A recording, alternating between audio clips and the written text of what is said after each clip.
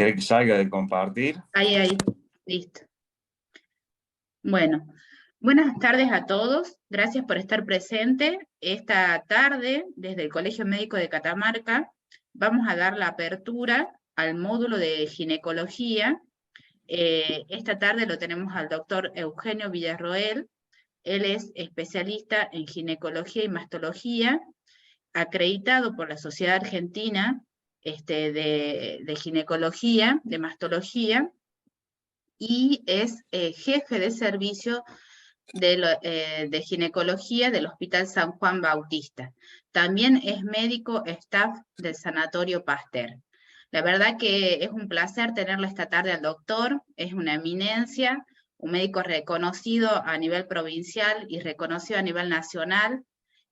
Bueno, coequiper siempre del comité oncoginecológico.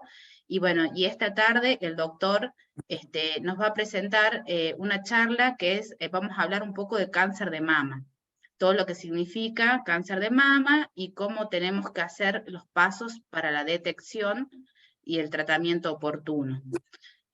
Doctor, buenas tardes, muchas gracias por estar y por participar. Desde el Colegio Médico le damos la bienvenida. Hola, ¿me escuchan, no? Sí, doc. ¿Me escuchan? Sí. Sí. Bueno, muchísimas gracias, Leticia, por la presentación. Muchas gracias al Colegio Médico por invitarnos a participar de este curso de tanto prestigio. Y bueno, me toca hablar de cáncer de mama, que es un tema sumamente extenso. Vamos a tratar de reducir una charla más o menos corta para que después sigamos con preguntas. Vamos a comenzar hablando de la incidencia del cáncer de mama, que sabemos que es el cáncer más frecuente en las mujeres, representa el 32% de todos los cánceres, con 22.000 casos por año aproximadamente. Y la tasa de incidencia tiene un valor de 73,1%. Estoy viendo el celular porque no pude hacer la computadora, que me puedo equivocar en algunas lecturas. Que está muy lejos en cuanto a frecuencia de incidencia de presentación con respecto a los otros cánceres que le siguen en la mujer, como el colorectal, que tiene una incidencia de 20,6, luego el cáncer de cuello uterino, que tiene una incidencia de 16,7 cada 100.000 mujeres por año. Ahí vemos las distintas cifras, que bueno, como se nota en el gráfico, está muy por encima en la incidencia de todos los demás tipos de cáncer. En cuanto a la mortalidad, es la primera causa de muerte en las mujeres por cáncer, ¿no es cierto? Con 5.400 muertes por año. Y esto se debe no tanto a la letalidad de la enfermedad, sino a la mayor incidencia de presentación. Hay otros cánceres que son menos frecuentes y son más con índice de mortalidad más alto, o sea, en porcentaje, como es, por ejemplo, el cáncer de ovario, ¿no es cierto? También hay una diferencia en los lugares geográficos en cuanto a los índices de mortalidad. Son más bajos en el norte, quizás por falta de registro, y más altos en Ciudad Autónoma de Buenos Aires y Tierra del Fuego.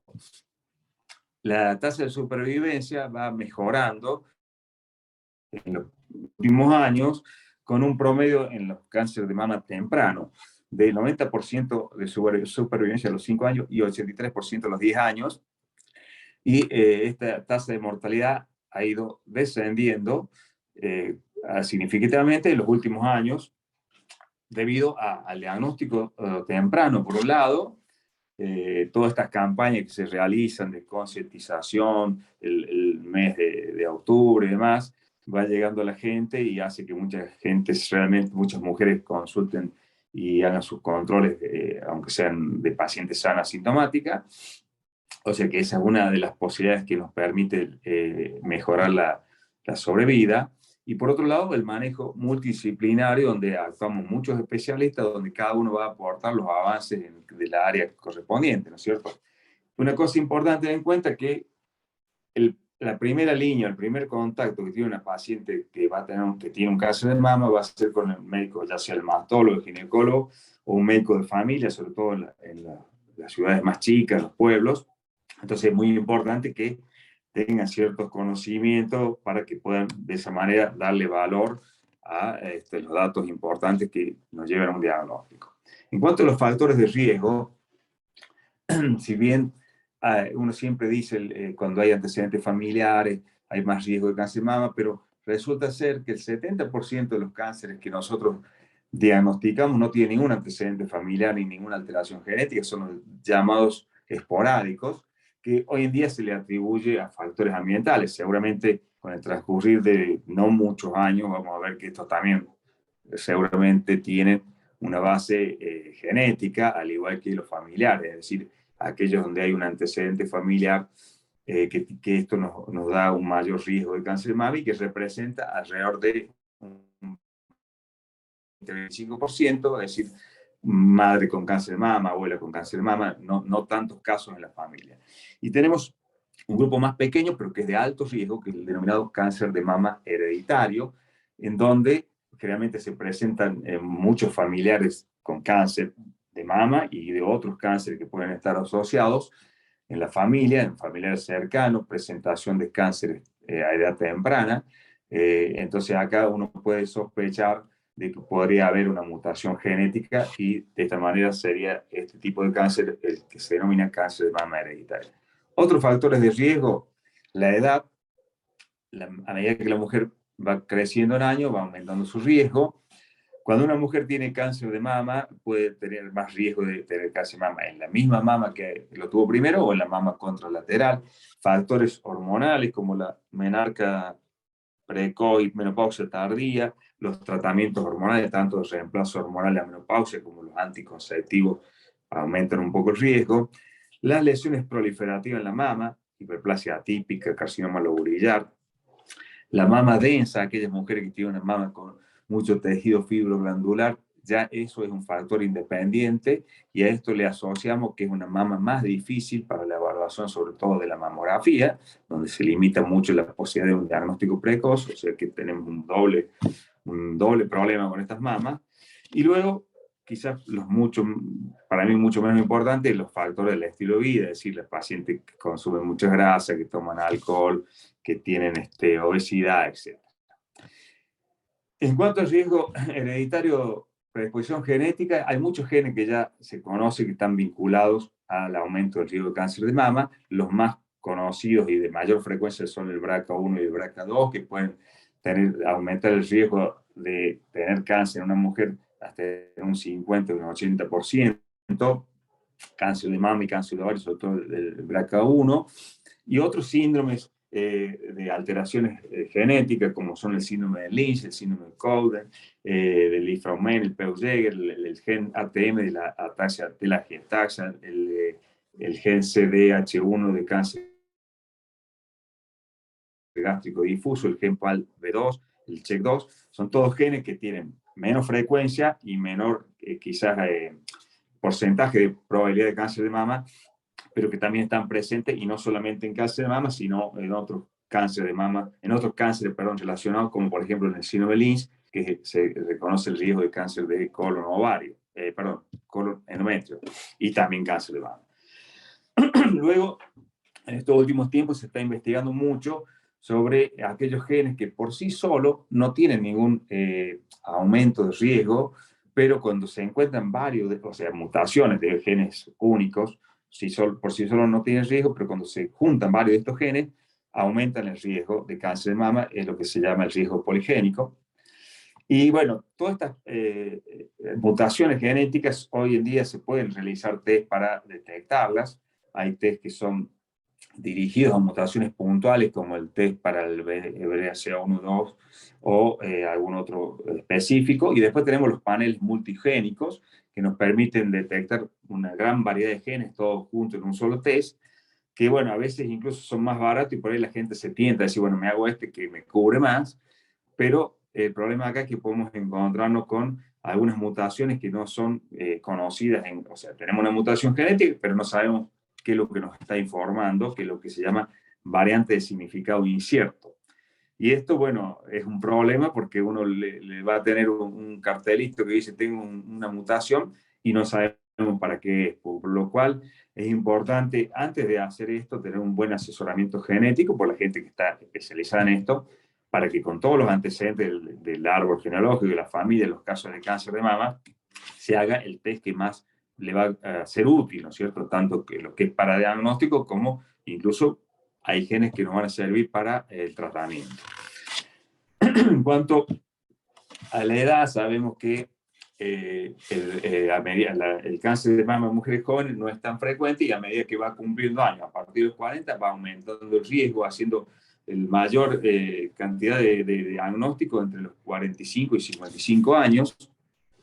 En las mujeres que tienen jóvenes, que tienen de menos de 30 años, si bien son raros, pero se está viendo un aumento. Tanto los organismos de Estados Unidos como los registros europeos nos están hablando de que la tendencia es a cada vez diagnosticar cánceres en mujeres más jóvenes. En nuestro país, los registros de la Sociedad Argentina de Mastología nos hablan de un 6,6% de todos los cánceres de mama se diagnostican antes de los 40 años y entre los 40 y los 35 encontramos un 3,2% y 2,4% entre los 35 y los 30, un 1% en mujeres de menores de 30 años. Acá es muy importante tener en cuenta que el 90% de las mujeres jóvenes, el diagnóstico se lo hace en un estadio sintomático. Esto quiere decir que no hacemos diagnóstico temprano. Y esto se debe, por un lado, a que no son mujeres que todavía no están ingresadas en un sistema de screening, ¿no es cierto?, o de control periódico anual, como es la recomendación de la Sociedad Argentina de Mastología, por ejemplo, que nos recomienda, o recomienda a las mujeres comenzar a partir de los 40 años con una mamografía anual, incluso hacer una mamografía a los 35 como mamografía de base, asumiendo que en esta edad, mujer joven, la mamografía tiene poco valor, pero bueno, entonces las mujeres más jóvenes habitualmente no están en ese programa de detección precoz, y por otro lado, si no están adiestradas, el autoexamen, que acá es algo que a mí me gusta insistir siempre sobre cómo uno debe explicarle y tratar de inducir a las mujeres jóvenes a partir desde la pubertad, incluso a que aprendan a conocer su mama, a que aprendan a examinarse, porque en el porcentaje que es bajo, pero cuando toca un cáncer de mama en una mujer joven es una situación bastante compleja, vamos a poder reducir o adelantar el diagnóstico en una mujer que se hace el autoexamen periódicamente, a diferencia de aquella que no se toca nunca la mama. Entonces, cuando nosotros ya estando en nuestro lugar de trabajo, vamos o nos ponemos frente a una persona que nos viene a ver, puede ser que esta mujer venga como una paciente asintomática para un control o que sea una paciente que refiere tener algún síntoma, un nódulo de mama, etc. Entonces, siempre debemos hacer todos los pasos de lo que es el buen manejo clínico de los pacientes, comenzando con la anamnesis. Acá vamos a recabar los datos de sus antecedentes ginecobstétricos, que vimos que pueden tener alguna utilidad en cuanto a medición de riesgo. Y otra cosa importante son los antecedentes familiares oncológicos, no solamente de cáncer de mama, sino también de cáncer de ovario, de aparato digestivo. Y otra cosa importante es que no solamente preguntar sobre la línea materna, tanto la línea materna como la línea paterna tienen la misma importancia para el riesgo del cáncer de mama hereditario. Luego le haremos el examen físico, siempre primero la inspección, luego la palpación, entonces tenemos que hacer las maniobras para ver la estructura de la mama, la deformidad, etcétera, los trastornos de la piel. Luego la palpación, tratando de recorrer toda la mama con la yema de los dedos, palpar toda la glándula mamaria, preferentemente acostada, con el brazo extendido para estirar un poco más la glándula, y también hacer la valoración de la axila, de la región supra e infraclavicular para detectar la presencia de un ganglio si es que lo hubiera. Entonces, en este examen nosotros podemos detectar una mama normal, que quizás le hacemos un pedido de una mamografía, o encontrarnos con alguno de los signos de alarma que quizás ya sea la causa de la consulta que nos trae la paciente, como algún engrosamiento de la mama, un tejido glandular más duro en algún sector, una tumoración, nódulo, un proceso inflamatorio que si no tenemos ningún antecedente de que sea una infección, podríamos estar ante la presencia de un tumor inflamatorio, la piel de naranja, distintas lesiones en la piel, úlcera, eczema, cambios en la forma, también cambios en la estructura o posición del pezón, retracción, desviación Otro dato importante es la secreción por el pezón, que tiene mayor importancia cuando es unilateral y sobre todo si es una secreción sanguinolenta. Son situaciones donde nosotros tenemos que estar muy atentos y seguir con la investigación. Seguramente tomar una citología para ver esa secreción si tiene células atípicas. A continuación de la clínica, vamos a comenzar con los exámenes complementarios de imágenes. Generalmente siempre hacemos en primera instancia una mamografía. Actualmente, la mayoría de los mamógrafos que se están utilizando son mamografía digital directa. Esto significa que ya no existe una placa radiográfica que impacta los rayos que atraviesan la mama y eso se revela y podemos ver todos la misma imagen. Acá se capta, hay un detector digital que va a captar esos rayos que atraviesan la mama. En modo electrónico va a mandar una computadora y esa computadora va a armar una imagen que se va a ver en un monitor, que es la que va a utilizar el especialista en diagnóstico por imagen que diagnostique. Y acá, lamentablemente, nosotros como médicos de consultorio tenemos una limitación porque la imagen que nos mandan a nosotros es una placa, una impresión de mala calidad.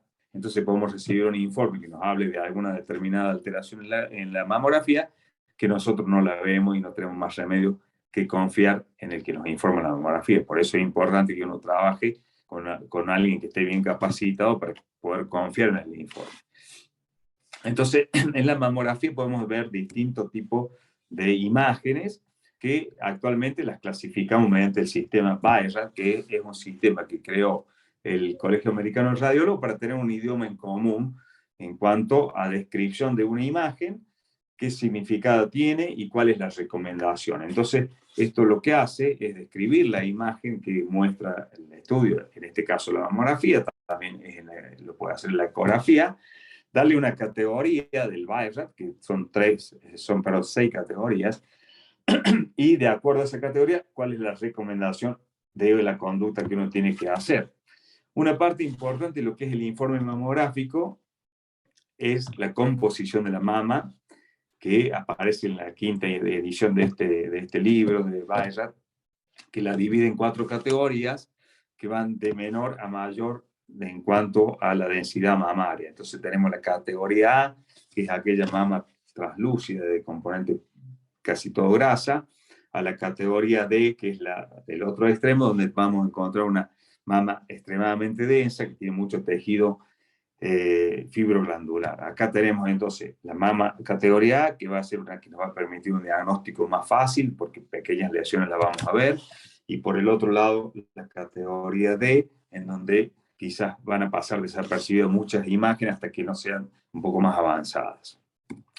Entonces, vamos a ver un poquito, esto yo creo que es importante, porque muchas veces ustedes van a recibir informes, ya sea de mamografía o ecografía, con una categoría de BI-RAD, y a lo mejor, si no conocemos esto, no vamos a poder saber o vamos a equivocar en cuanto a qué es lo que tenemos que hacer. Entonces, dentro de estas 6 categorías, que en realidad son 7, porque está la categoría 0, que es aquella categoría que por ahí uno puede creer que no tiene nada, ¿no? La 0 quiere decir que no está todavía categorizada en realidad y que va a necesitar de estudios complementarios. Podría ser una ecografía, podría ser una mamografía magnificada, de acuerdo a lo que haya visto en la primera mamografía. El seguimiento va a ser de acuerdo a qué es lo que se encontró en estos métodos complementarios, ¿no es cierto? Por ejemplo, si hicimos una mamografía que nos muestra microcalcificaciones que no se pueden definir muy bien, le haremos una magnificada que de pronto puede resultar que sean microcalcificaciones de baja sospecha y pasará un BI-RAD 2 con control habitual. Ahora, cuando el informe nos viene con un BI-RAD 1, quiere decir que no hay nada, que no se ve ninguna imagen, por lo cual no necesita ningún tipo de control más que el habitual, que será según el protocolo que seguimos. Si nosotros seguimos las recomendaciones de la Sociedad Argentina de Hematología, haremos una mamografía al año siguiente. La categoría BI-RAD 2 nos habla de hallazgos benignos, es decir, de imágenes que nosotros sabemos que corresponden a un proceso benigno. Por ejemplo, una macrocalcificación, microcalcificaciones puntiformes aisladas, calcificaciones vasculares. Todo esto sabemos que son procesos benignos, no requieren ningún control especial y seguimos con los controles habituales. Cuando entramos a la categoría 3, Acá ya tenemos imágenes que son un poquito más complicadas, que son presuntamente benignas, porque la mayoría de los registros que se han investigado en estas lesiones, en estas imágenes, corresponden a lesiones benignas, pero hay un 2% de posibilidad de malignidad. Entonces, acá uno tiene que evaluar con otros métodos complementarios, ver si tiene mamografías previas, y si acordamos que es una imagen presuntamente benigna, por ejemplo, parece un fibroadenoma, un nódulo mamográfico, que en la ecografía, las características ecográficas nos dicen que es un fibroadenoma, bueno, haremos un control a los 6 meses, y estos controles cada 6 meses, si se mantienen estables, se hacen durante 2 años o 3 años, y si mantienen la estabilidad pasa a ser una categoría 2, es decir, un proceso benigno.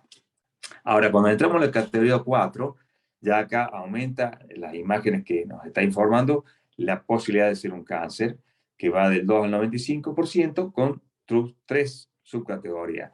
En la A, que es de baja sospecha, de 2 al 10%, se recomienda biopsia. En la B aumenta este riesgo de 10, o sea, son imágenes más sospechosas, que aumenta el riesgo de 10 al 50%, también se recomienda biopsia. Y en la C, alta sospecha, de 50 al 95, también recomendamos biopsia. ¿Cuál es el comportamiento que vamos, o la conducta que vamos a seguir?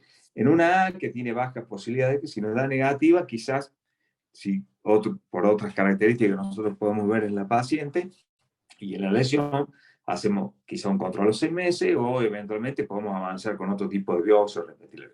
En el caso ya de un 4B o C, que son de alta sospecha o moderada sospecha, si la biopsia nos da negativa, lo más posible es que repitamos la biopsia, ya sea otra punción, si que hemos hecho una, o eventualmente extirpar toda la lesión para estudiarla, ¿cierto?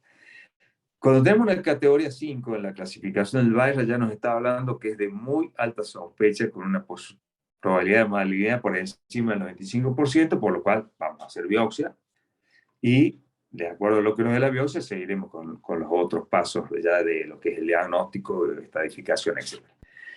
Hay una sexta categoría que se utiliza para aquellos casos donde ya tenemos diagnóstico oncológico, es decir, ya una paciente que sabemos que tiene un cáncer de mama, le hemos hecho una mamografía, por ejemplo, que le hemos hecho la biopsia, tenemos el diagnóstico histológico y le pedimos algún otro estudio, una ecografía, por ejemplo, porque queremos valorar la axila. Bueno, el informe describirá toda la lesión del nódulo de la mama, describirá en la axila si hay algo o no hay algo, y deberá terminar con una categoría de informe de barra 6, porque ya tiene el diagnóstico. Bueno, imágenes entonces de mamografía sospechosa. Esto sería un barra 4C o 5, un nódulo irregular en una mama de categoría B, digamos, en cuanto a la densidad, una conformación de poco tejido fibroglandular. Después podemos ver otra mama con una lesión, Baira 5, un nódulo espiculado irregular en una mama categoría C. Y podemos ver esta otra lesión que quizás uno, si no tiene mucho conocimiento, se asusta porque parece un nódulo muy feo, que en realidad es una lesión categoría Bayern 2, porque es un fibroadenoma calcificado. Vemos las macrocalcificaciones, y entonces sabemos que es una lesión benigna, ¿no es cierto? Otra imagen que es benigna de categoría 2, estos hilos de sutura calcificados. Antes se utilizaba el catgut en las biopsias de mama, y de esta manera podíamos encontrarnos con estas imágenes. Vemos los nuditos, los hilitos, todo calcificado. Es categoría 2, no tiene ninguna importancia. Bueno, este grafiquito que vemos acá son todas las posibilidades de calcificaciones que están clasificadas como benignas, así que van a entrar en la categoría de Bayern 2. Las puntiformes dispersas, las cáscaras de huevo, las vasculares, las distróficas, las redondas grandes, calcificaciones grosera en copo de maíz, los hilos de sutura, etc. Hay una gran cantidad de calcificaciones que ya sabemos que no tienen ninguna importancia y que se van a categorizar como Bayern 2. Y por otro lado tenemos las microcalcificaciones que sí van a resultar sospechosas y que van a estar en la categoría 4, que van a requerir biopsia, como las redondeadas lobulares, las heterogéneas, agrupadas, las amorfas, las que tienen las glandulares, las irregulares como roca quebrada, las puntiformes agrupadas, las lineales ramificadas, son todas microclasificaciones sospechosas. Acá está esta que se llama roca cortada, porque simula un ripio para nosotros, y también podemos ver estas otras ramificadas, granulares, lineales, que van recorriendo los conductos, que son muy características del carcinoma ductal, tanto el in situ como el invasor con componente in situ. Bueno, el otro método de diagnóstico que utilizamos mucho, que realmente asociamos a la mamografía, es la ecografía, que nos va a ser muy útil en algunas situaciones, como por ejemplo, cuando la mujer tiene una mama densa, que la mamografía no nos permite o tiene mucha limitación, siempre vamos a asociar una ecografía. Cuando tenemos imágenes nodulares, cuando tenemos otras alteraciones como asimetrías o distorsiones, la ecografía nos puede aportar algunos datos. En las mujeres que tienen prótesis, donde la mamografía también va a estar limitada, es muy útil cuando hay procesos de traumatismo con hematomas o infecciones. Acá muy importante, cuando tenemos esta situación, que a veces uno ve que vienen las pacientes que tienen un absceso mamario con una mamografía, o que tuvieron un golpe y tienen un hematoma terrible con una mamografía. No tiene ningún sentido hacer eso en ese momento, porque vamos a ver un nódulo, una imagen que ya sabe, la estamos viendo clínicamente, que es una lesión benigna y que debemos tratarla, si es una infección con antibióticos, drenar, etcétera, y esperar que esa mama vuelva a su estructura normal recién para evaluarla con una mamografía. O sea, no es el momento ese para hacer una mamografía. Sí podemos hacer una ecografía, incluso nos puede servir para tomar una muestra si hay un absceso profundo y mandar cultivo.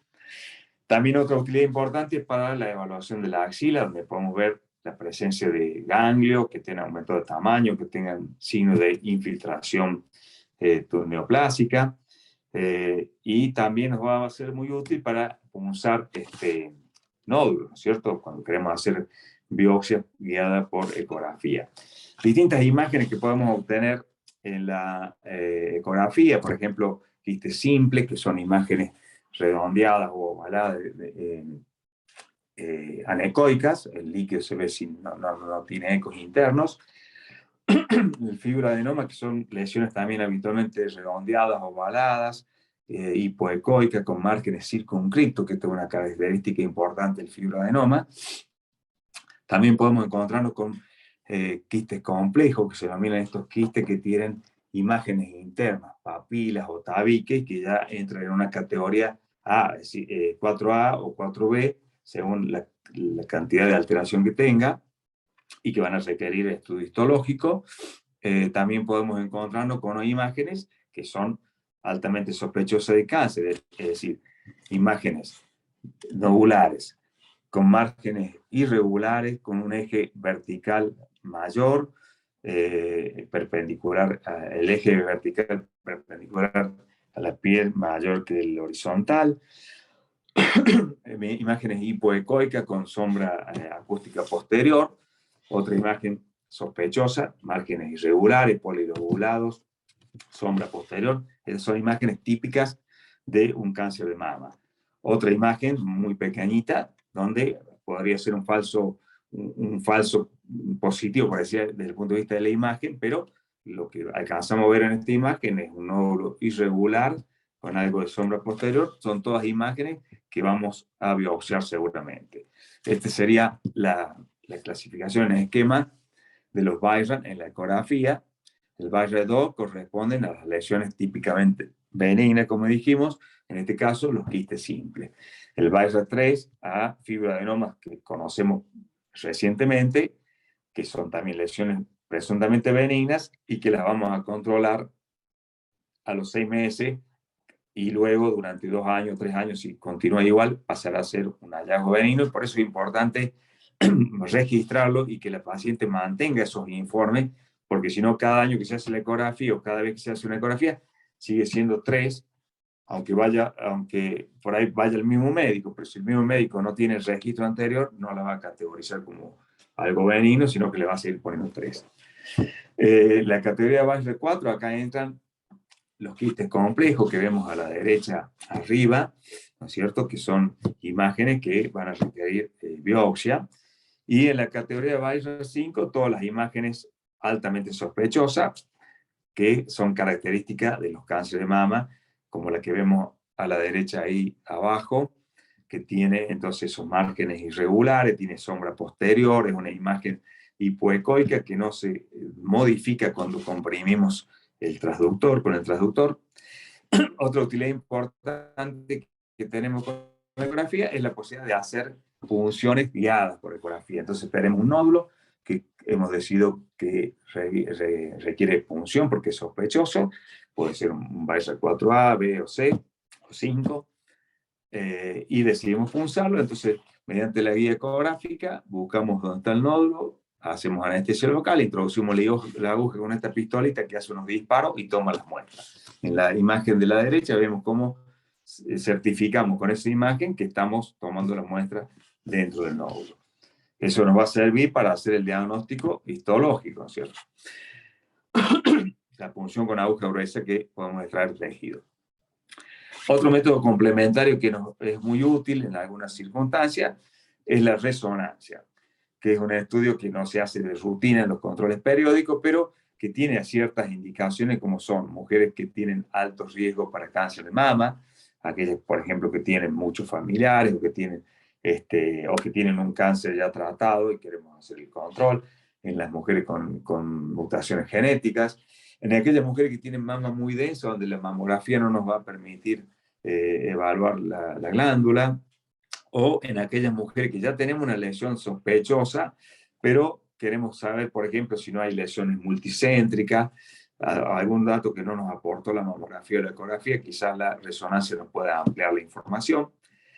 También para detectar recurrencias en mujeres que ya han sido tratadas, en aquellas mujeres que tienen prótesis, y una utilidad muy importante es en el cáncer de mama oculto, es decir, aquellas mujeres que hemos hecho el diagnóstico de un cáncer de mama por una metástasis axilar o a distancia, y que ni la clínica ni la mamografía ni la ecografía encontró nada en la mama. Entonces esta es una paciente que tiene indicación de resonancia magnética.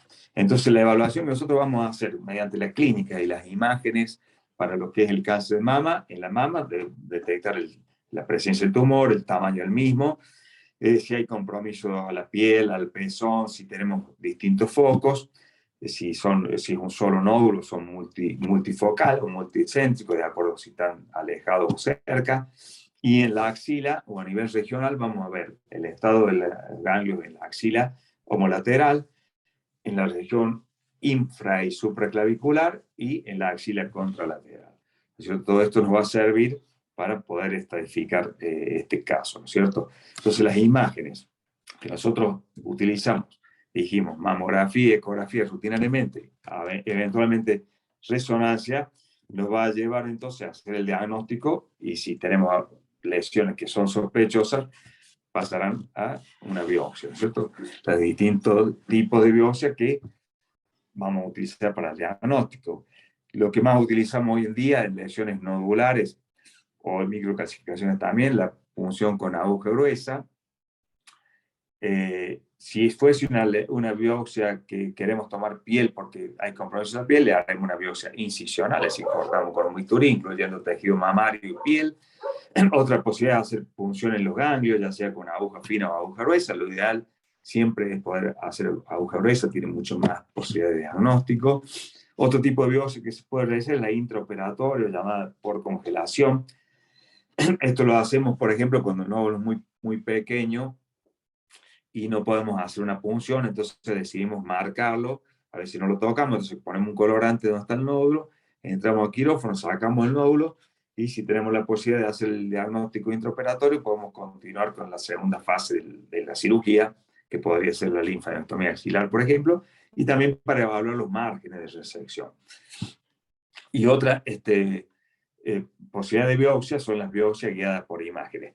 Una posibilidad es con guía ecográfica, como veíamos recién en la imagen, y otra utilidad o otra forma de hacer biopsia guiada por imagen es la biopsia por estereostaxia mediante mamografía con un equipo que nos permite tomar los ejes y las coordenadas para que por un medio de una computadora, un programa, detecte el lugar donde están las microcalcificaciones. Entonces mediante este equipo, la pistola este equipo va a decir a dónde hay que tomar la biopsia y se toma muestras de este tejido con las microclasificaciones que se denomina entonces biopsia por estereotaxia. Generalmente utilizamos un sistema de aguja gruesa que son más gruesas que las que utilizamos con esta otra pistolita que les mostré, asociado a un sistema de vacío, lo que permite tomar muestras más gruesas, mucho tejido, y podemos estirpar grandes zonas de microclasificaciones para el diagnóstico. Bueno, con este material que nosotros obtenemos, vamos a hacer la clasificación histológica. Si estamos en presencia de un cáncer, a que se me pasó de largo.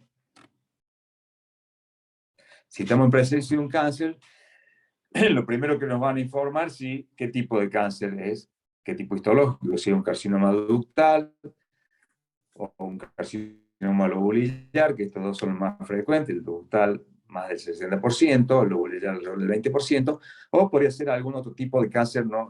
Los que se llaman especiales, como el medular, el mucinoso, tubular, metaplásico, papilar y algunas otras variantes menos frecuentes.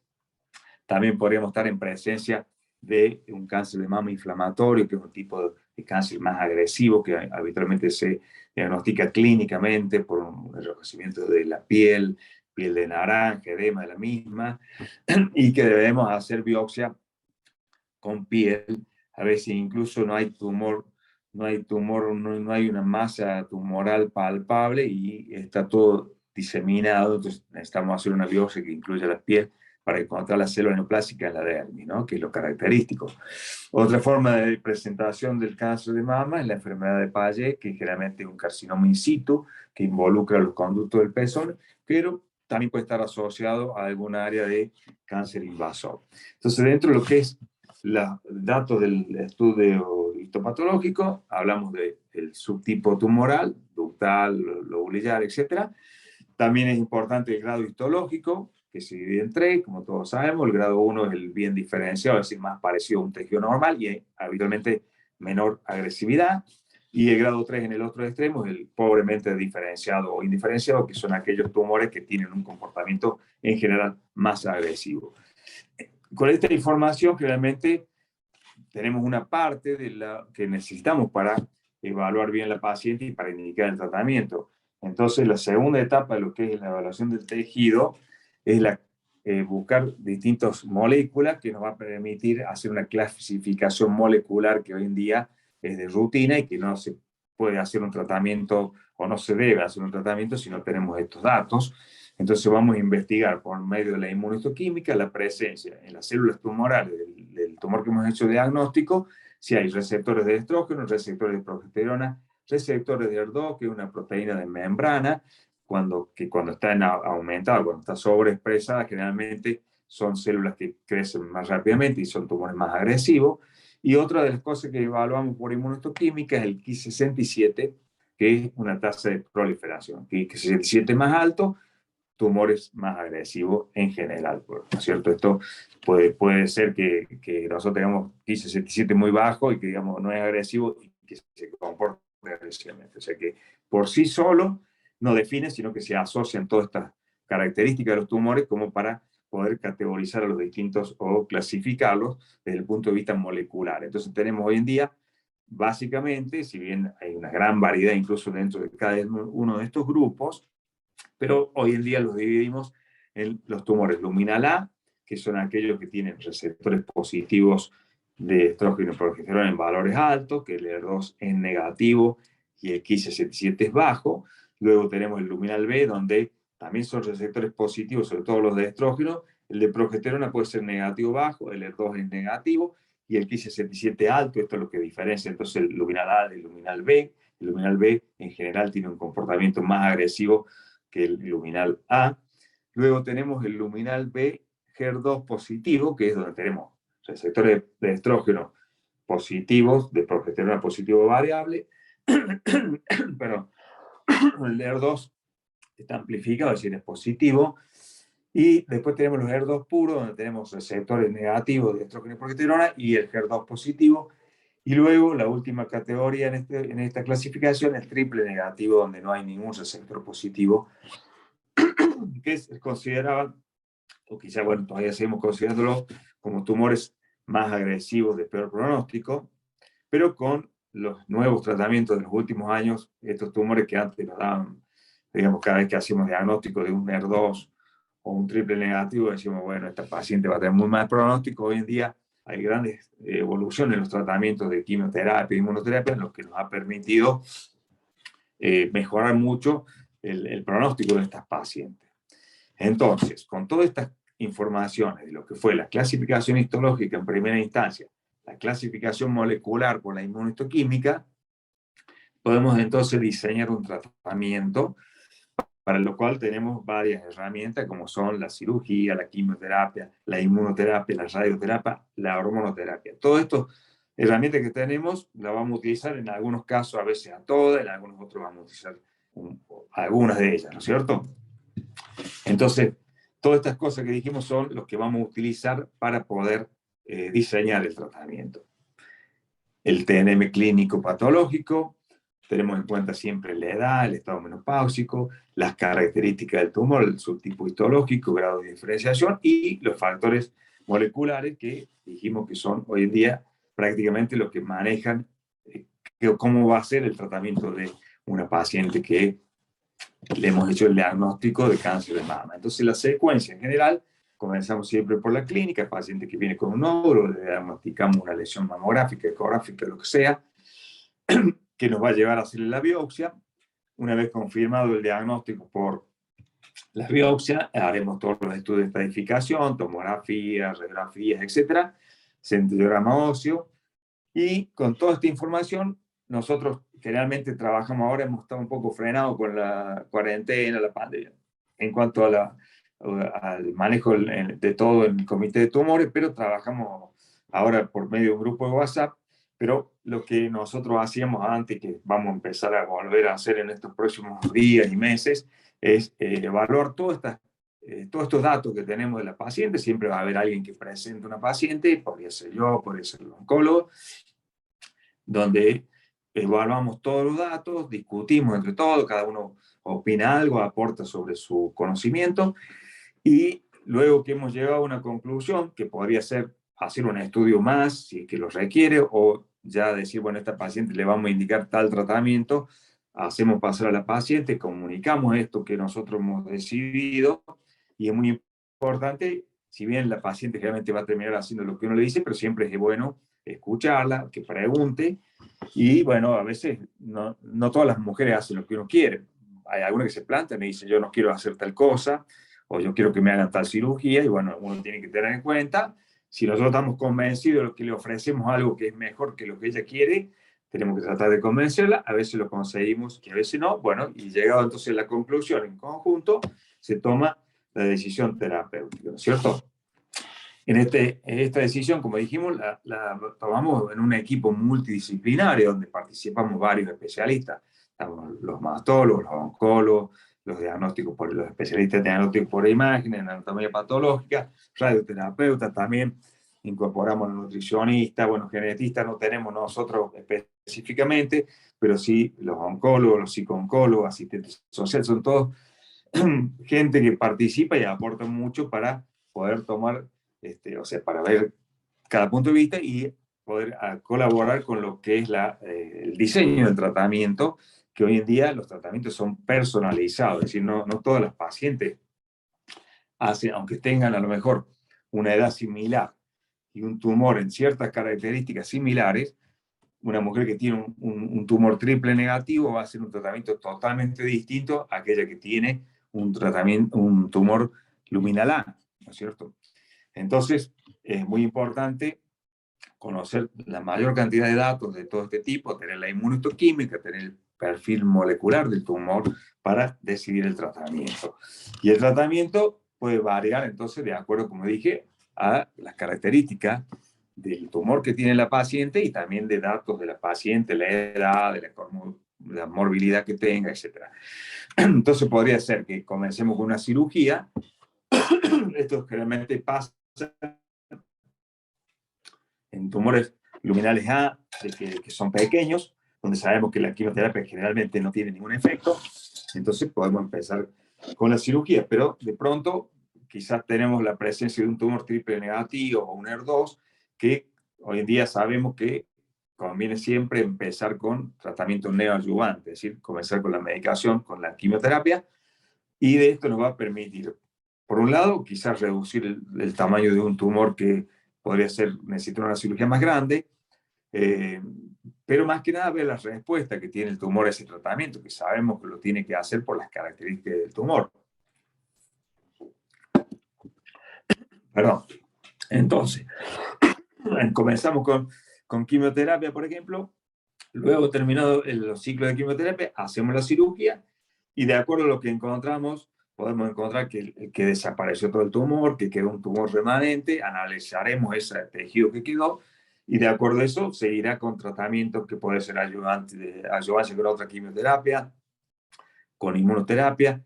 Hay muchos tumores que los vamos a tratar luego con radioterapia y todos aquellos tumores que tengan receptores hormonales positivos harán también hormonoterapia, ¿no? En cuanto al tratamiento quirúrgico, que es lo que habitualmente me ocupo yo, o lo que hacemos en la cirugía mamaria, básicamente existen dos tratamientos así grandes rasgos, que sería la cirugía conservadora y la cirugía radical. La cirugía radical era la que se hacía antiguamente en todos los casos y que actualmente solamente se hace cuando determinadas situaciones lo requiere, por ejemplo, tumores multicéntricos, tumores localmente avanzados que involucran el complejo areola-pezón y que no se redujeron con una quimioterapia.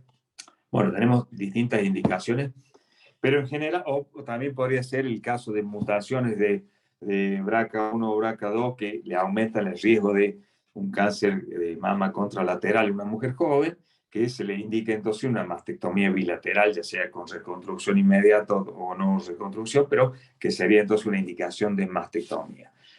Tumores multicéntricos, mutación genética, tumores grandes, mastectomía. Y si no, haremos cualquiera de las variantes de las cirugías conservadoras en la mama, la cuadrantectomía, la segmentectomía o la tumorectomía, que dependerá del tipo de lesión. Y en la axila, bueno, el tratamiento radical de la axila es el vaciamiento axilar, que hay veces que lo tenemos que hacer cuando hay compromiso macroscópico de la axila, o cuando hay uno o dos ganglios positivos, podríamos hacer una linfadenectomía que involucre el primer y segundo nivel, o lo que hacemos en la mayoría de los casos, sobre todo cuando la axila es clínicamente y ecográficamente negativa, utilizamos la técnica del ganglio centinela, es decir, estirpamos el primer ganglio de toda la cadena ganglionar. Para esto usamos ya sea un colorante vital como el azul patente, que es lo que usamos nosotros acá en Catamarca, y en la mayoría de los lugares se utiliza eso porque es más económico y más fácil de usar, o tecnecio radioactivo, que requiere ya toda una estructura para médicos especialistas en radioisótopos y demás, que el fundamento es que uno inyecta en la región peritumoral o en región retroareolar, periareolar, el contraste, ya sea el colorante o el radiomarcador, y esto va a ir por los conductos linfáticos y va a llegar primero al ganglio que se denomina centinela, que es el que también llegaría a las células tumorales. Entonces, estirpamos ese ganglio. Si ese ganglio negativo, tenemos una alta probabilidad, más del 90%, de que todos los demás sean ganglios negativos, por lo cual hoy ya se convirtió en lo estándar para los estadios iniciales. Bueno, y voy a terminar acá porque no sé cuánto llevamos ya, pero así tenemos tiempo para preguntas, porque esto la verdad que es muy extenso y no nos alcanzaría muchos días para completar todos los datos, de todo lo que podemos hablar en cáncer de mama. Bueno, no sé si me escucharon o estuve hablando y no escucho a nadie. No, se escuchó todo, Doc, perfecto. La verdad que brillante la clase. No podemos pedir más de usted, que también está acostumbrado a dar clase como profesor universitario de la Universidad de La Rioja y también gran formador de médicos residentes, que actualmente muchos de ellos son colegas de usted y que están excelentemente formados y que forman parte del equipo gineco-oncológico. La verdad que es muy importante cada punto que fue tocando con respecto, hizo mucho hincapié con respecto a cómo uno tiene que interpretar las imágenes que es algo muy importante para los médicos del interior. También saber que tienen que tener ser una buena ecografía, que los BAIRAT tienen que estar informados para que uno pueda determinar qué conducta tiene que hacer, que eso muchas veces, como usted decía, nos pasa mucho, tanto usted lo debe ver como nosotros en consultorio, que muchas veces se hacen los controles y se hacen las mamografías y tienen un BAIRAT 0. Entonces le dicen, está todo bien, vuelva el próximo año. Y en realidad... Y por eso yo hacía hincapié en el BAIRAT 0, que claro, uno cuando no está habituado a usar esta categorización dice, BAIRAT 0 está todo bien.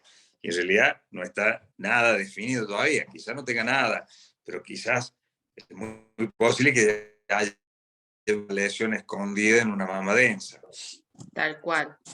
Y normalmente por ahí, bueno, ya vamos a abrir las preguntas al público, pero para refrescar un poco, ¿cuándo tendríamos que pedir la mamografía? ¿A partir de qué edad? ¿Cuándo complementar con la eco? Otras consultas frecuentes son en el consultorio, si las chicas que tienen, las pacientes que tienen implantes mamarios, se pueden realizar mamografía. Y una pregunta que quisiera hacerle es, ¿cuándo pedir la tomosíntesis? Bueno, la mamografía, hay en distintos países, incluso acá en la Argentina, hay distintas recomendaciones. Por ejemplo, si nosotros nos guiamos por lo que dice el Instituto Nacional del Cáncer, deberíamos comenzar a los 50 años y hacerlo cada 2 años. En cambio, la Sociedad Argentina de Mastología promueve el control anual a partir de los 40 años, incluso con una mamografía de base a los 35. Y si la mujer es una mujer que tiene antecedentes familiares, se ha establecido así medio arbitrariamente que 10 años antes de la edad del comienzo, de la edad del cáncer de su familiar, comience con los controles anuales, ¿no es cierto? Es decir, si tiene la madre que tuvo cáncer a los 42 años, debería comenzar a los 32. Por supuesto que todos sabemos que la mama joven es una mama con mucho tejido fibroglandular y que tiene mucha limitación para el diagnóstico de la mamografía. Entonces acá la ecografía tiene mucha importancia. Si bien lo mismo vamos a pedir una mamografía, pero seguramente va a ir asociada a la ecografía. Y acá también es importante que quien haga la ecografía vea la mamografía, porque eso le puede servir como un mapa de decir, bueno, a ver, acá veo una distorsión, voy a buscar con la ecografía en ese lugar. Y aparte que sepa interpretar las imágenes. O sea, lamentablemente, no toda la gente que hace ecografía está habituada o capacitada para evaluar una ecografía mamaria. Entonces, de pronto uno ve, y me ha pasado un montón de veces, de ver informe que dice fibroadenoma y yo mirando la fotito de lejos digo, eso es un cáncer, porque me daba cuenta que no era un fibroadenoma, márgenes irregulares, etc., ¿no es cierto? Entonces, lamentablemente, cuando hay alguien que no conoce de ecografía mamaria, pide y no conoce quiénes son los que están más o menos habituados a hacer los informes, a ver, a evaluar una mama ecográficamente, dice, hágase una ecografía. Y bueno, la mujer va, se hace la ecografía a donde le queda más cómodo, donde se la hacen más rápido. Muchas veces, ¿por qué se le hizo ahí? Porque acá me dan turno para el mes que viene y ahí me le hicieron una tarde. Después yo tengo que decir, bueno, necesitamos una nueva ecografía, porque la que me trae no me sirve nada y yo necesito una buena imagen porque de acuerdo a eso voy a hacer el diagnóstico, ¿no es cierto? Entonces, bueno, eso en cuanto a lo que es la edad de la mamografía y la necesidad de la ecografía, que como dije, tiene que ser una ecografía útil, evaluada por alguien que conozca de esto, ¿no? Y en cuanto a la tomosíntesis es una mamografía que tiene cortes, como una tomografía, digamos. Entonces va a definir un poco más en aquellas mamas densas que tienen imágenes nodulares, que a lo mejor en una mamografía común no podemos definir bien los márgenes, porque en una mamografía común estamos apretando una mama y estamos viendo varios planos en uno solo. Entonces cuando hacemos la tomosíntesis hacemos corte y vemos el plano más finito, por lo cual podemos evaluar más los márgenes y podemos pasar a lo mejor un nódulo que parecía nódulo con márgenes irregulares a un nódulo con márgenes circunscritos y bajar la categoría. O si continúa irregular, bueno, subir la categoría. Perfecto, Doc. La verdad que sí, así es. Bueno, tenemos que tener mucha cautela, tratar de interpretar bien los estudios y en el caso que no tengamos conocimiento o dudas, saber derivar al especialista para la consulta correcta. Es preferible hacer la derivación al especialista y que el especialista le dé la opinión cuando existe una duda, ¿sí? Claro, Muchas veces ustedes también llegan, sí, de manejar un equipo que le tenga confianza, porque, o sea, yo por ahí cuando digo, mira, hágase la ecografía en tal lugar con tal persona, alguno puede interpretar que yo soy amigo, que si yo tengo algún interés económico. No, el único interés mío es hacer un buen diagnóstico, porque si yo me equivoco, no me voy a sentir bien yo y la paciente se va a perjudicar. Entonces uno ya sabe más o menos dentro de la gente, quizá haya gente que es muy buena y que yo no la conozco y por ahí no le tengo confianza porque no lo conozco. Bueno, lamentablemente no nos podemos conocer todos. Sería tal bueno que cual. uno pudiera hablar con más especialistas en ecografía.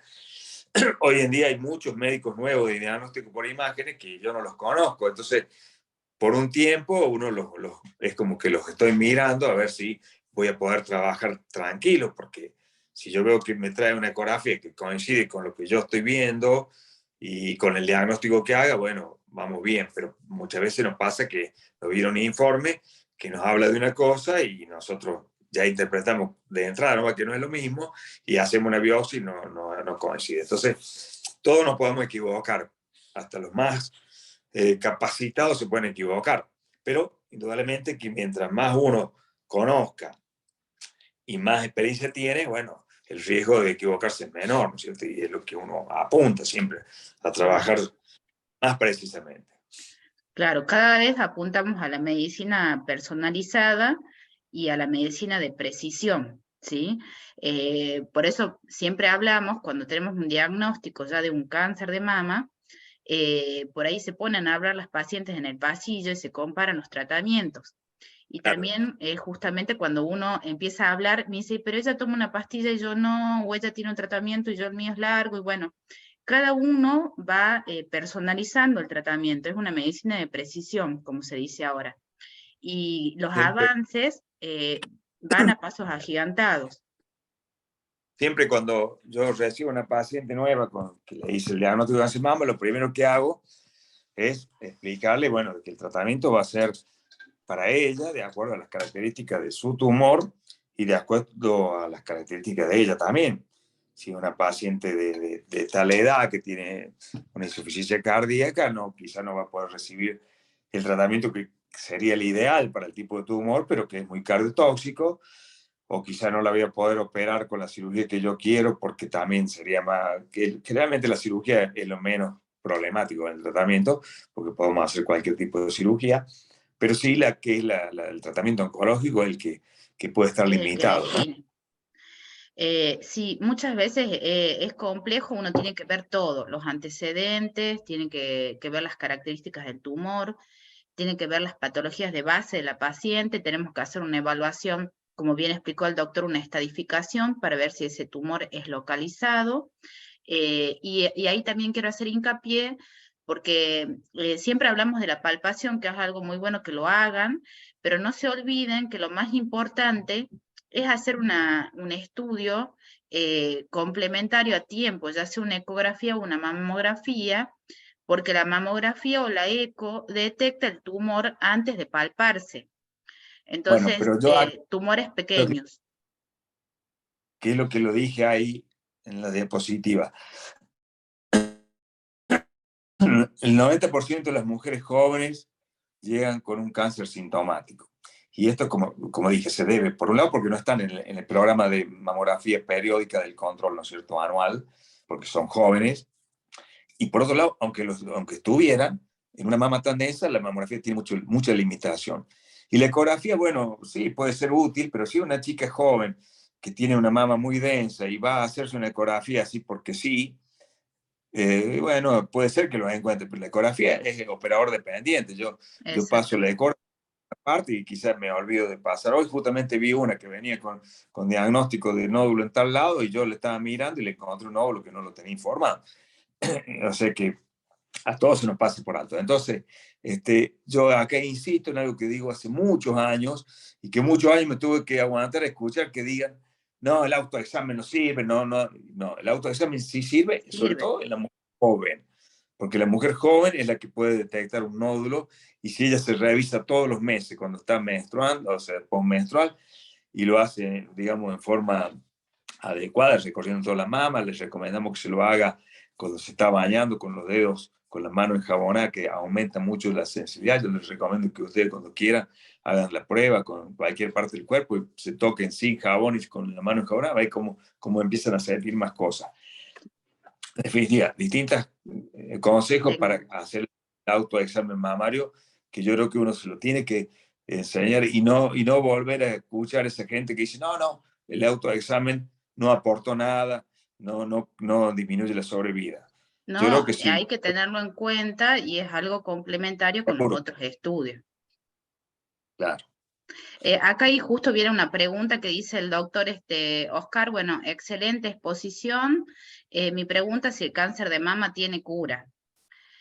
Ahí un poco es, todas las pacientes que tienen, se detecta un cáncer de mama localizado, el objetivo, si está localizado y no hay enfermedad en otro sitio, en un órgano lábil como el hígado, el pulmón o la parte ósea, la intención del tratamiento, cuando está localizado solamente en la mama, o con compromiso axilar, la intención del tratamiento siempre es reducir el volumen tumoral y después la intención es curar. Como ha explicado el doctor muchas veces, dependiendo de las características moleculares, nosotros vamos a definir el tratamiento. En gran porcentaje, hay que decir que en gran porcentaje lo que se hace actualmente para los pacientes que tienen la indicación es iniciar con un tratamiento, que generalmente es quimioterapia o inmunoterapia, dependiendo de las características, con la intención de reducir el volumen tumoral y posteriormente poder operar. Cuando hay una buena respuesta a la medicación, que lo vamos a ver después de la cirugía, cuando se analiza la pieza quirúrgica, a mayor tasa de respuesta, mayor sobrevida. Entonces, esto es muy, muy importante, ¿sí? ¿Por qué? Porque, bueno, muchas pacientes tienen miedo a la quimioterapia o la inmunoterapia y prefieren hacerse una mastectomía o lo plantean en el consultorio, doctor, yo no me quiero hacer quimioterapia, no quiero hacer más nada, me quiero hacer una mastectomía. Y muchas veces, más allá que tengan una cirugía, las indicaciones según las características tumorales o moleculares, por más que tenga una cirugía inicial, muchas veces hay que agregar la quimioterapia posterior igual, ¿sí? Entonces esto no Claro, quita. yo comentar una cosa. Nosotros que trabajamos en equipo con los oncólogos, la otra Leticia, que es excelente y que a veces no me hace caso lo que yo le pido, pero bueno, en general acordamos siempre hacer lo que pensamos que es mejor para la paciente. Y hace muchos años que nosotros somos muy partidarios de la neoadyuvancia. Y yo siempre me encontraba con colegas de otros lugares, amigos de hace muchos años, y yo les decía, sí, nosotros hacemos esto, tal, y decía, vos, ¿cómo haces tanto? Le das a los oncólogos.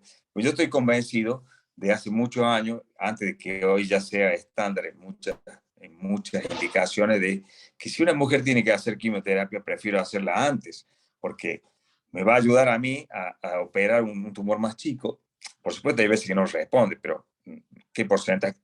Más de un 60% de las pacientes que hacemos una adjuvancia nos responde, a veces achicando el tumor y muchas veces, quizás más del 50%, sobre todo en los variantes triple negativo y NER2, ahora con los nuevos esquemas de tratamiento, desaparece la lesión.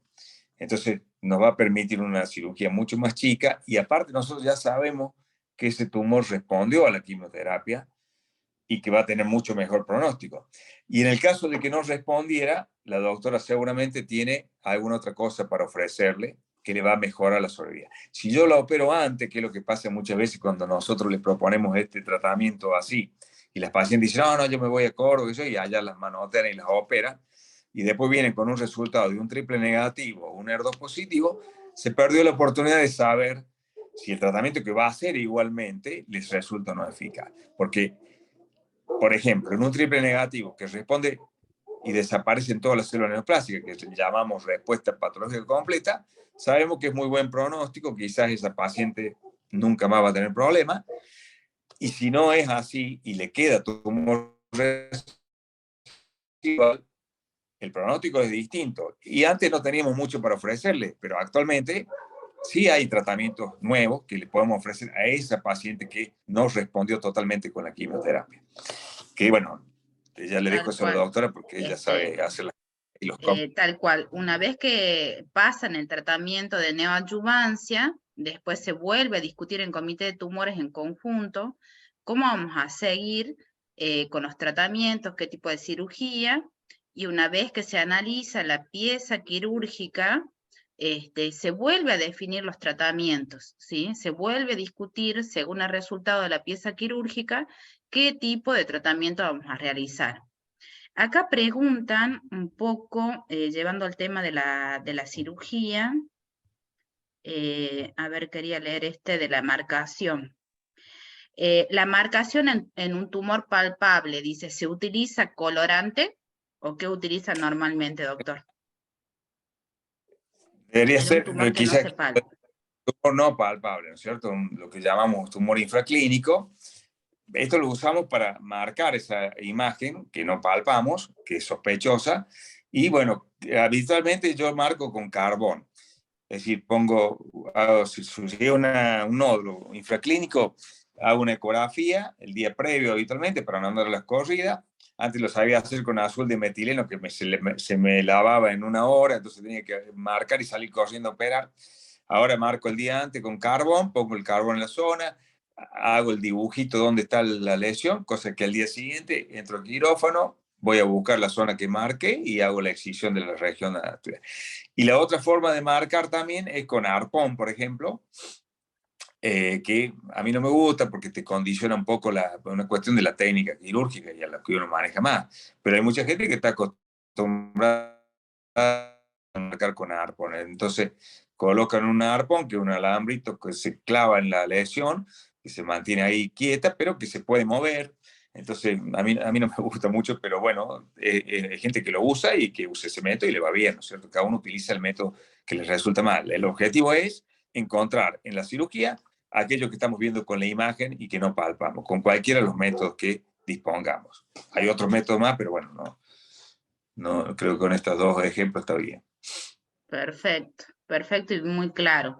La doctora María Eugenia pregunta, ¿qué opinión tiene usted con respecto a la mastectomía de reducción de riesgo en pacientes de alto riesgo de cáncer de mama?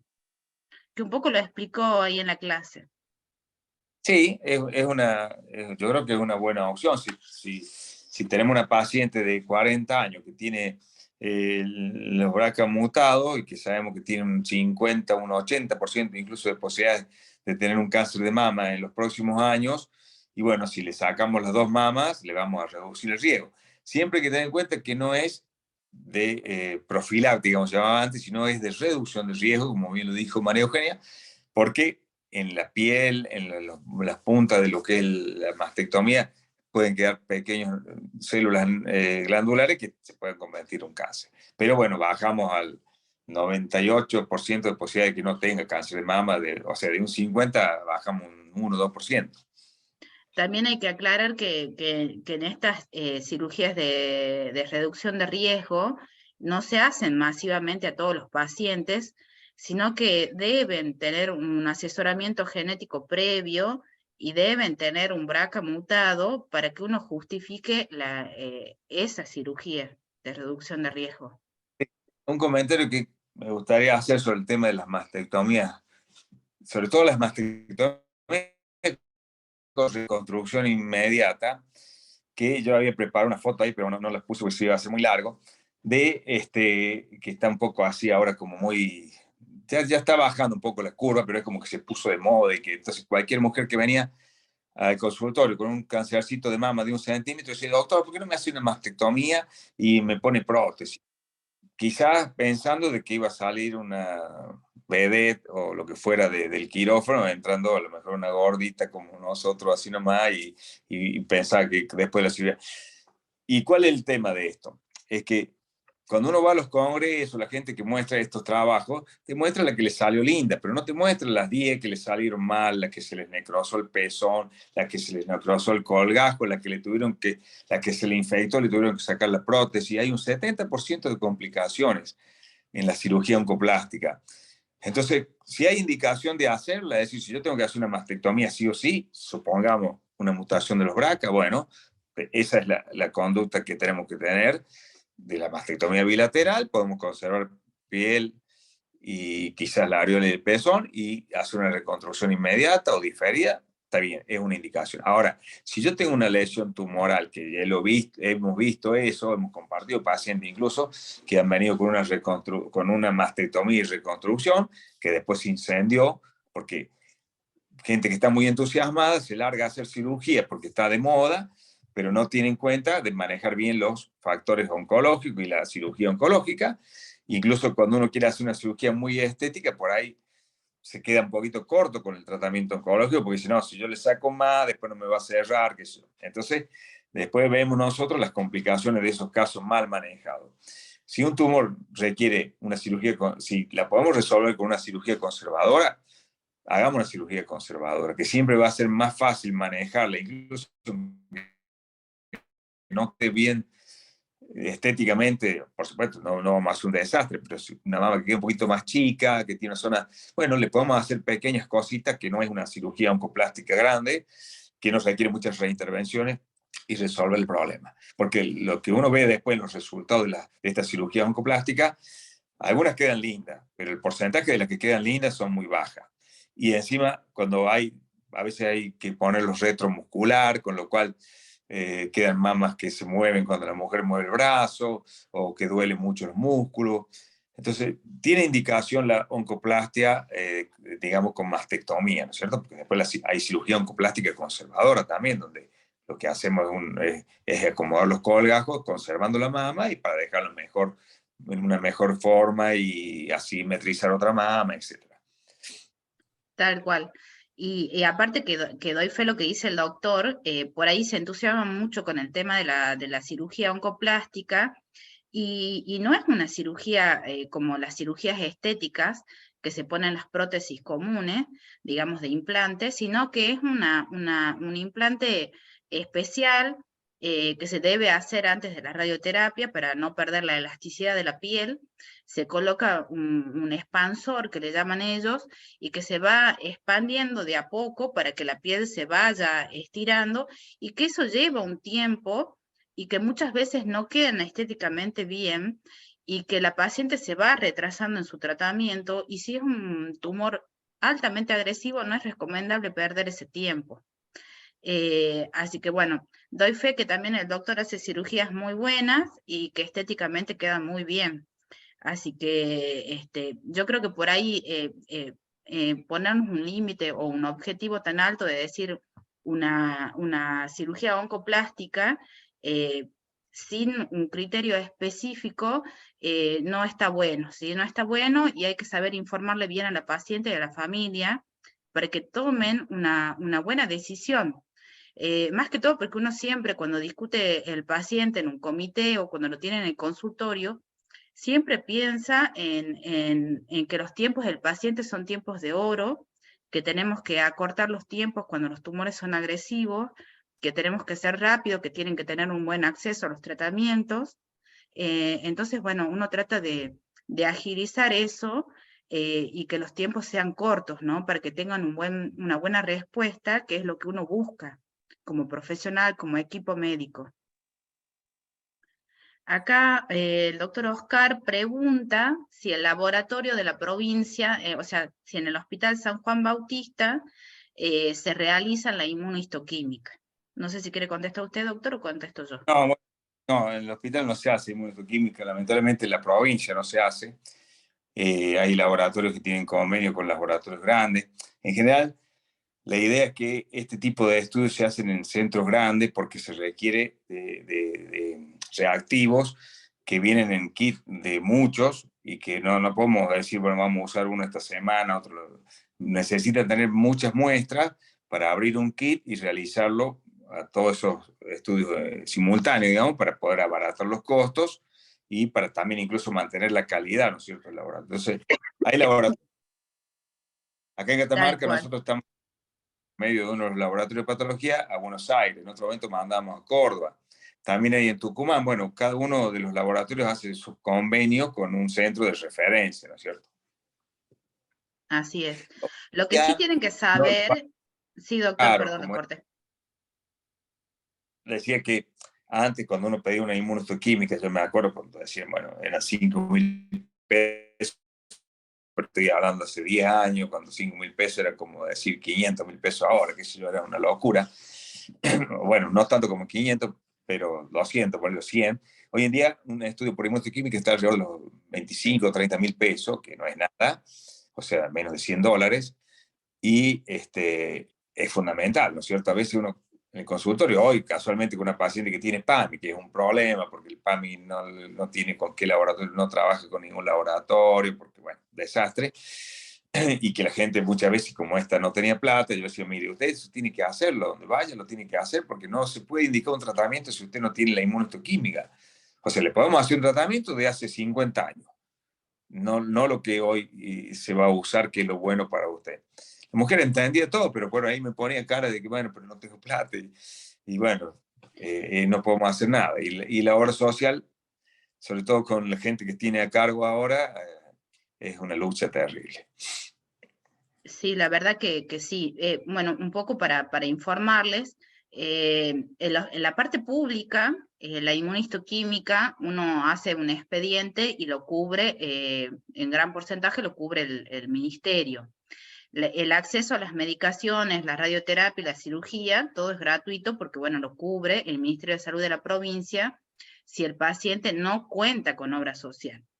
Si el paciente tiene obra social, tiene que solicitarse las medicaciones, la radioterapia y la inmunohistoquímica por obra social.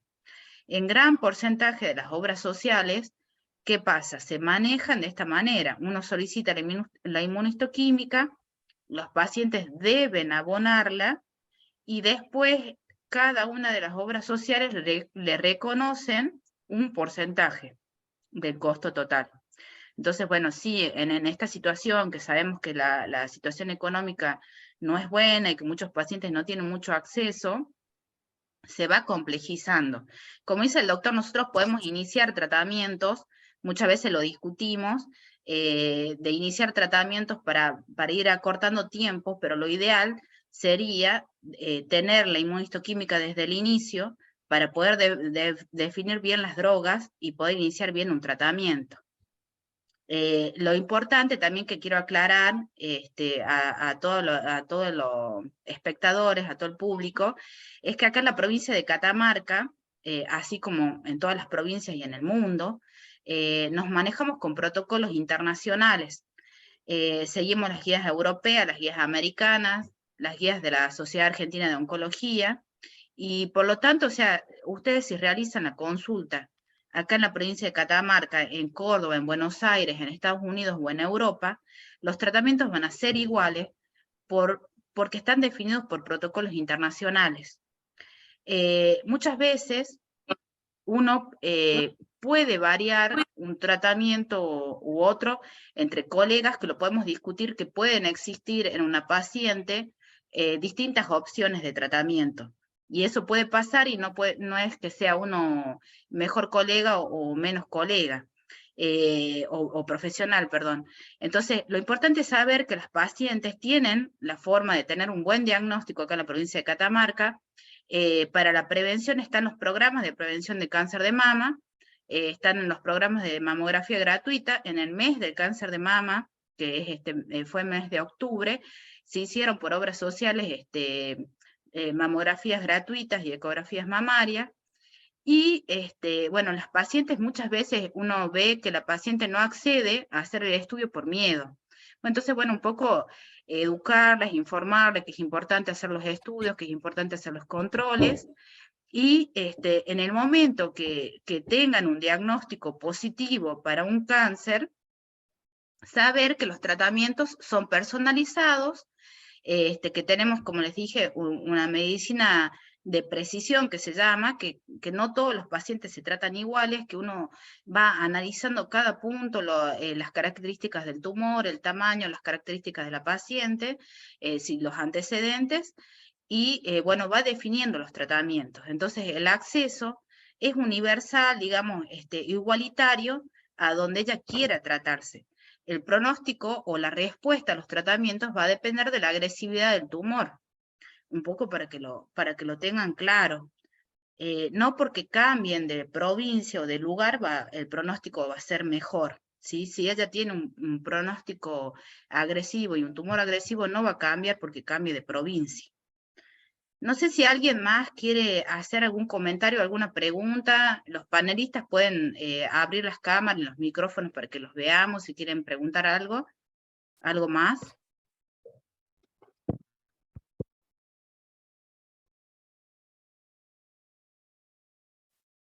Están todos calladitos.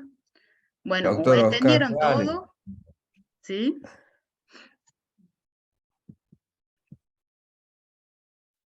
Dice Susana Bustos, en una mujer de 60 años en adelante, ¿se realiza controles cada 2 años o se sigue controles anuales?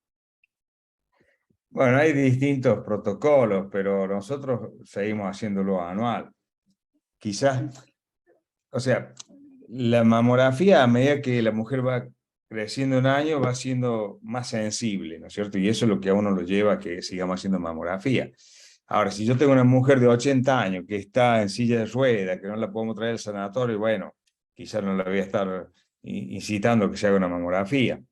Pero si es una mujer que tiene una expectativa de vida de 20 años, aunque tenga 80, porque se la ve bien, viene sola, y bueno, le hagamos la mamografía anual, porque si llega a tener un cáncer, que sabemos que a medida que va sumando años tiene más riesgo, quizás yo le trato el cáncer, no se muere por el cáncer de mama y sigue su vida a los 20 años que le quedan. Hoy la expectativa de vida ha subido mucho, entonces uno tiene que tener en cuenta siempre a qué mujer estamos viendo, ¿no es cierto? A quién vamos a someter a una mamografía. Tal cual. La otra pregunta que hace la doctora Susana es si los fibroadenomas tienen alguna probabilidad de malignizarse. El fibroadenoma es una lesión benigna.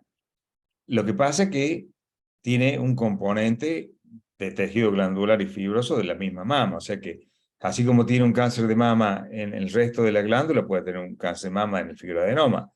Pero es muy raro que una mujer que tiene un fibroadenoma, que es un fibroadenoma, que lo venimos vigilando, que hace varios años, y lo tenemos ya clarito que es un fibroadenoma, eso se convierte en cáncer. Me pasó a mí, una anécdota que quiero contar, una paciente que yo la veía controlando un nódulo hacía como 10 años. Una vez al año, mamografía, el nodulito, las primeras veces, por supuesto, le controlamos los 6 meses más, y lo teníamos ahí, el nodulito hermoso, todos los años. En octubre se hacía la mamografía. Me viene en septiembre y me dice, doctor, me creció el nódulo. La verdad que yo de entrada lo primero que pensé, uy, qué macana. Me equivoqué de no hacer nada y dejar eso. Me asusté, bueno, la mujer bien, con buena onda, todo. Hicimos la porque era clínico. Hicimos la mamografía y encontramos un nódulo inmenso, más grande que el nódulo que tenía antes, pero también estaba el nódulo anterior. O sea que fue lo que se llama el cáncer del intervalo, que son los tumores, y era un triple negativo. Son tumores que generalmente crecen rápidamente y que aparecen en el lapso de 2 periodos de mamografía, ¿no? Cuando después yo miraba la mamografía, veía que en la anterior, y se veía una pequeña imagen ahí que después, claro, ya con el diario del día lunes, yo podía ver que ahí estaba ese nódulo y que no se lo veía muy bien, que se hizo evidente en esos meses que pasaron. Bueno, esa paciente, gracias a Dios, en ese momento no hacíamos neoadyuvancia, estoy hablando hace más de 10 años, así que le hice la cirugía, creo que era axila negativa, no me acuerdo, hizo la quimioterapia y ahora la he visto ayer, antes de ayer, con la hija, que ahora ya controla a ella y a la hija. Gracias a Dios, se considera, después de tantos años, un triple negativo curada, porque el triple negativo generalmente antes, hoy en día ha mejorado mucho, pero antes residían generalmente en los 2 primeros años, muchas veces con metástasis cerebrales o con metástasis de difícil manejo. Doctora Barrio Una Nuevo, pregunta. ¿usted quiere preguntar algo? Sí. Sí. Sí, quería Buenas noches. preguntarle, buenas noches, ¿hasta qué edad, por ejemplo, realizaría una cirugía en un cáncer de mama? Por ejemplo, una paciente de 86 años. Mira, la cirugía yo creo que es lo menos agresivo, la cirugía de la mama, ¿no es cierto? Así que mientras pueda llevarla al quirófano, la opero. Lo que pasa es que me ha pasado hace poco de una mujer que no sé cuántos años, era 90 y pico, qué sé yo, que fueron los hijos, todo, y me dijeron no, que sí, que no, bueno, no querían someterla. Pero yo le decía, mire, yo tengo una madre de más de 90 años, si ella tuviese un cáncer de mama, la operaría, porque bueno, quizá viva 2 años más, 3 años más, un año, lo que fuera, pero si yo no trato ese cáncer, y hay cánceres que son lentos, ¿no es cierto? Que pueden pasar 10, 15 años y no cambiar mucho, pero por ahí le toca un cáncer de gran agresividad, que se le infecta, que se pudre el tejido, que da mal olor. Bueno, o sea, si la paciente está en condiciones y se la puede operar, no es una cirugía agresiva, no es lo mismo que operar un cáncer de endometrio, un cáncer de ovario, que es una cirugía mucho más agresiva, ¿no es cierto? Que tenemos más complicaciones. Aparte, hoy en día, las anestesias da gana, da gusto hacerse una anestesia. Cuando uno se le hace una anestesia, sale chocho la vida, te salís relajado, los anestesistas son muy buenos, o sea que no hay que tener tanto miedo. Por supuesto, si la paciente está sana, ¿no? Si se lo puede hacer. Claro, siempre por supuesto se va a hacer la valoración cardiovascular y si no tiene una contraindicación o un alto riesgo de anestesia o contraindicación absoluta para recibir la anestesia, ahí como dice el doctor, uno prefiere que la operen, porque también, digamos, si es un tumor altamente agresivo, ese tumor va a crecer, se puede llegar a ulcerar, y el problema es que es el manejo del tumor localmente avanzado, que se empieza a ulcerar, que se empieza a infectar, y entonces eso sí es complicado manejarlo para su edad. Entonces, lo que uno busca es disminuir el riesgo de infecciones, de ulceración, y bueno, si se puede operar, que se opere. Lo que estaría discutido es, según las características de la enfermedad, como dijo el doctor, se hace la clasificación molecular, y si vemos que es un tumor luminal A con receptores de estrógeno y progesterona de alta expresividad y bajo Hacer Ki-67, hormonoterapia, con cirugía. HER negativo se le da la hormonoterapia sin ninguna contraindicación prácticamente. Sí, hay Ahora muchas sí, mujeres grandes, así de 80 y pico de años, que a lo mejor uno le hizo la biopsia, una biopsia incisional, una aguja gruesa, con lo que fuera, diagnosticamos un luminal A, mujer de 80 años, bueno, que no se quiere operar, listo, le damos tamoxifeno o algún otro tratamiento hormonal, y generalmente con eso, incluso hasta por ahí hemos hecho neoadyuvancia hormonal en aquellas mujeres con luminal A que por alguna circunstancia no la podemos operar ahora.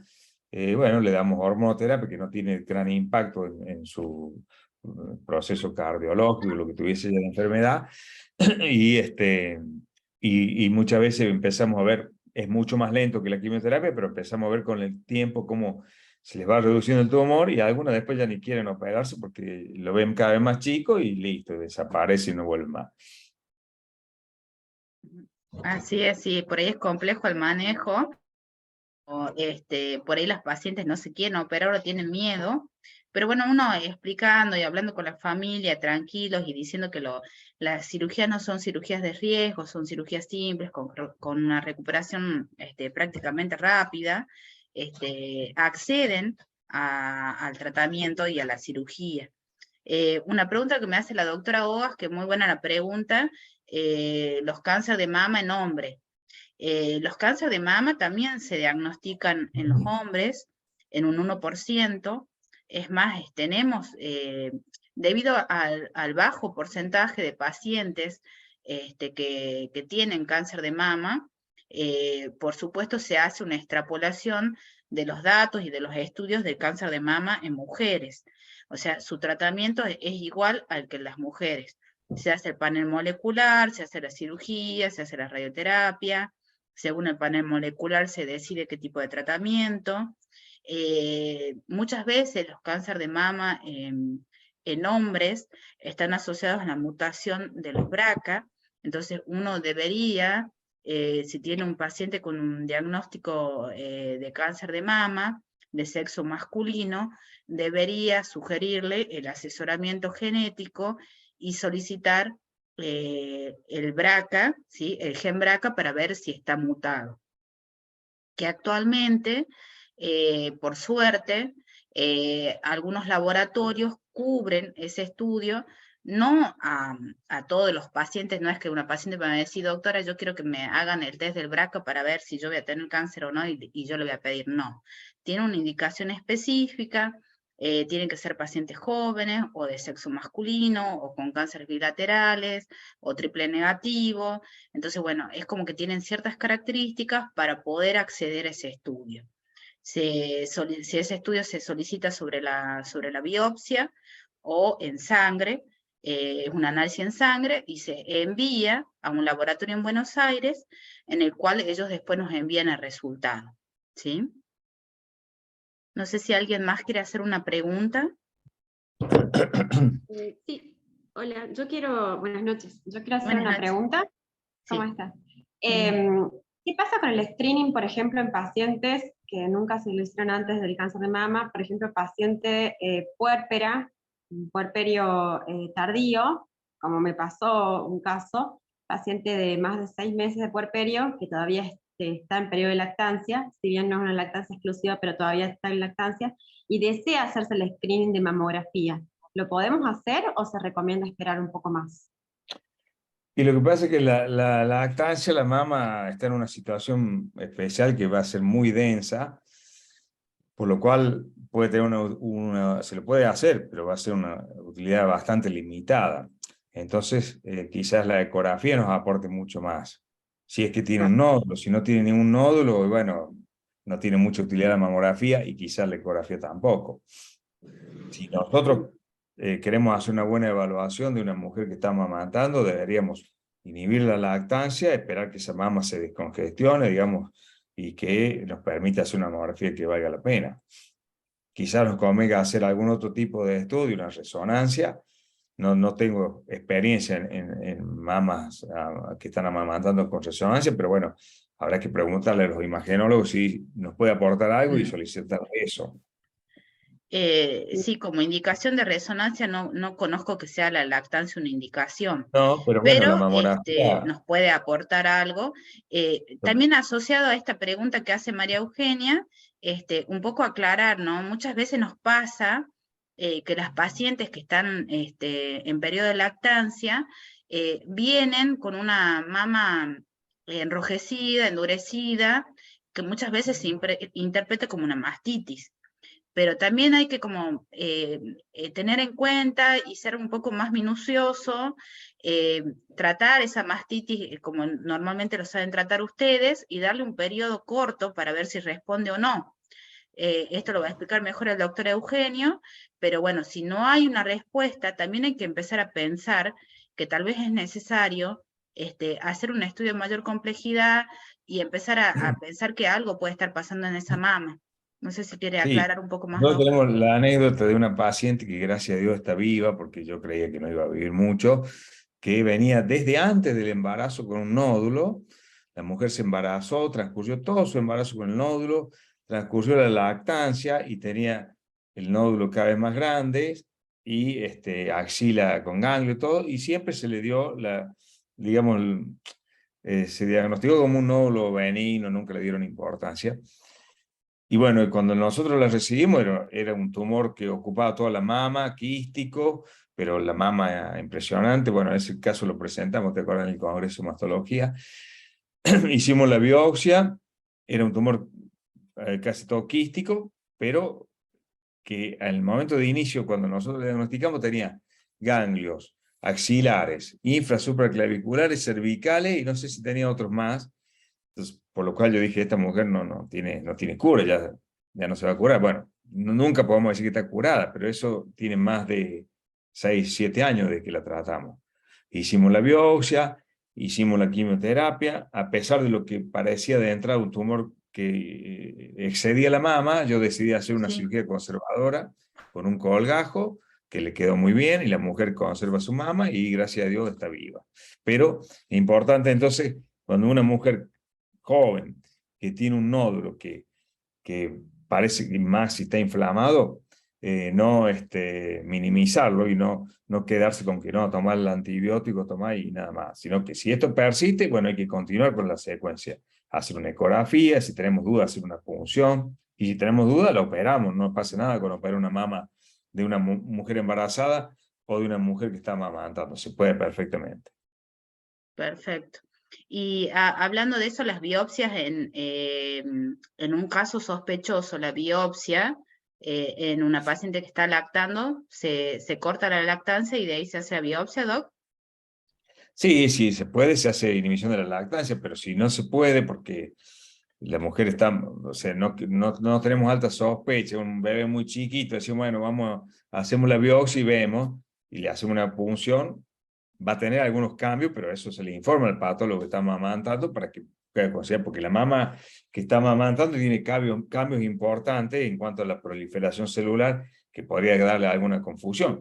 Y eventualmente, si tenemos duda, bueno, inhibimos la lactancia, esperamos unos días que se corte bien la lactancia y tomamos la muestra. Perfecto.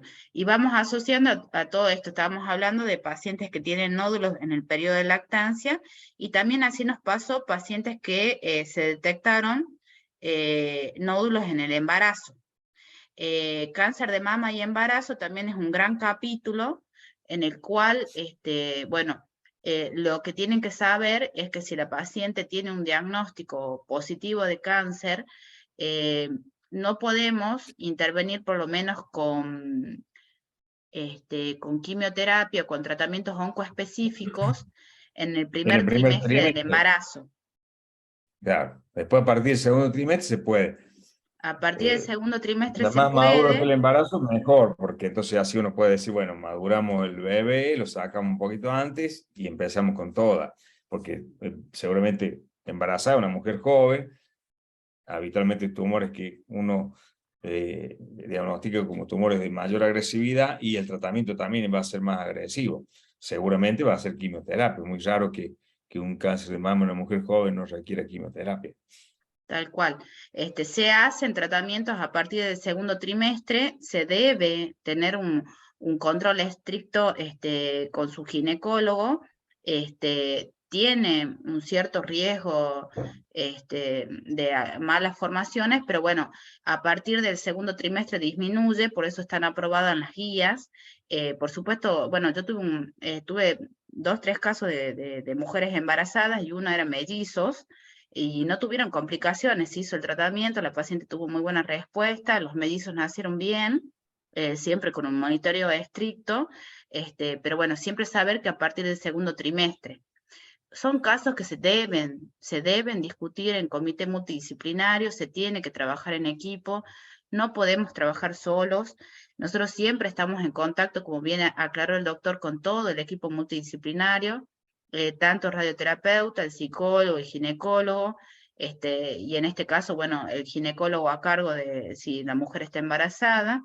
Creo que cuando hay dudas o necesitamos definir una conducta, se debe discutir en un equipo multidisciplinario para poder tomar mejores decisiones. Muy bien, y si no tienen alguna otra pregunta, debido a la hora, vamos a ir dando cierre al periodo este. ¿Alguien más quiere preguntar algo?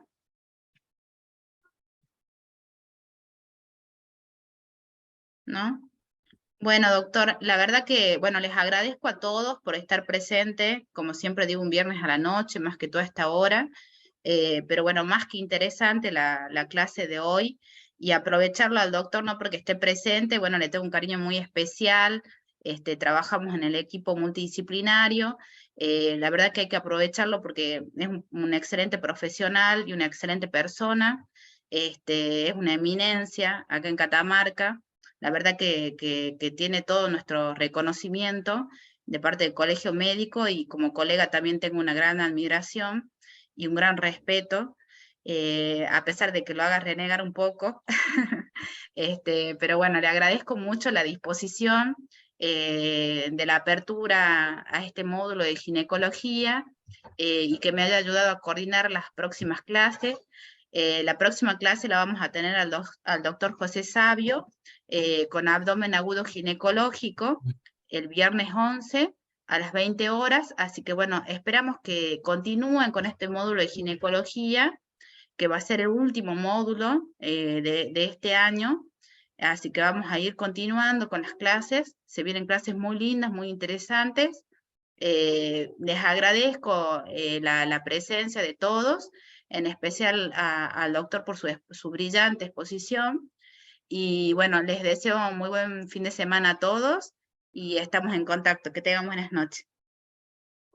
Chao, muchas gracias. Chao, doc. Chao, chao, gracias.